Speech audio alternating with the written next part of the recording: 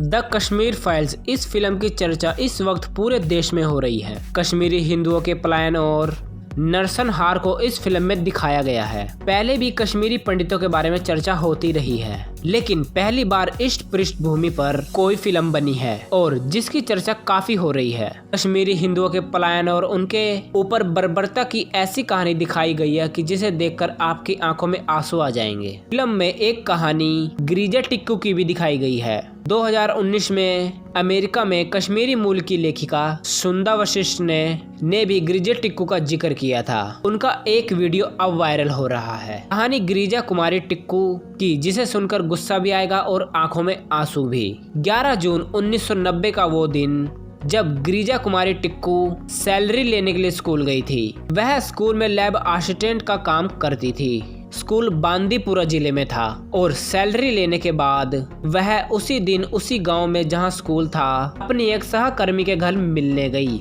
इस बीच उन पर आतंकियों की नजर थी। जैसे ही वह उस घर में पहुंची, उनका अपहरण हो जाता है। गांव वालों को यह पता चलता है, लेकिन आतंकियों के डर से कोई आगे नहीं बढ़ा। आगे गिरिजा कुमारी के साथ क्या हुआ यह सुनकर आपके रोंगटे खड़े हो जाएंगे। आतंकियों ने न केवल अपहरण किया बल्कि सामूहिक बलात्कार भी किया।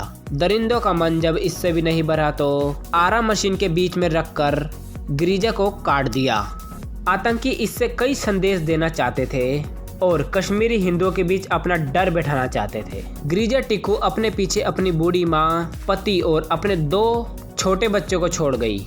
एक लंबा अरसा बीत जाने के बाद विवेक अग्निहोत्री की फिल्म में इस दर्द को बयां किया गया। गिरिजा टिक्कू का परिवार अमेरिका में है। कई वर्षों से इस बारे में किसी ने बात नहीं की, लेकिन फिल्म देखकर गिरिजा टिक्कू का परिवार खूब रोया। इस फिल्म को देखने के बाद गिरिजा देवी की भतीजी ने एक पोस्ट शेयर किया है और लिखा है कि उनके परिवार को अभी भी न्याय का इंतजार है। अमेरिका में कश्मीरी मूल की लेखिका सुंदा वशिष्ठ का वीडियो फिल्म आने के बाद काफी वायरल हो रहा है। प्रदेश से धारा 370 को समाप्त किए जाने का समर्थक करते हुए उन्होंने कहा, मेरे माता पिता कश्मीरी पंडित हैं। मैं हिंदू कश्मीरी पंडित हूँ। हम कश्मीर के उस पीड़ित समुदाय से आते हैं जिन्हें इस्लामिक कट्टरपंथ के कारण छोड़ने पर मजबूर होना पड़ा। हिंदू महिलाओं का गैंगरेप किया गया और उनके शव के टुकड़े करके फेंके गए। खून से लथपथ हिंसा से आक्रांत हम मजबूरन घर छोड़ने पर मजबूर हो गए थे।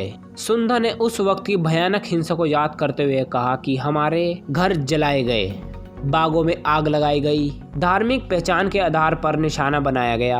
आतंकियों ने गिरिजा टिक्कू जैसी महिलाओं का गैंगरेप किया और उनके शव के टुकड़े टुकड़े किए गए। वह सब कुछ धर्म के नाम पर संगठित होकर किया गया था। Hey there. Subscribe to my channel and also press this bell icon.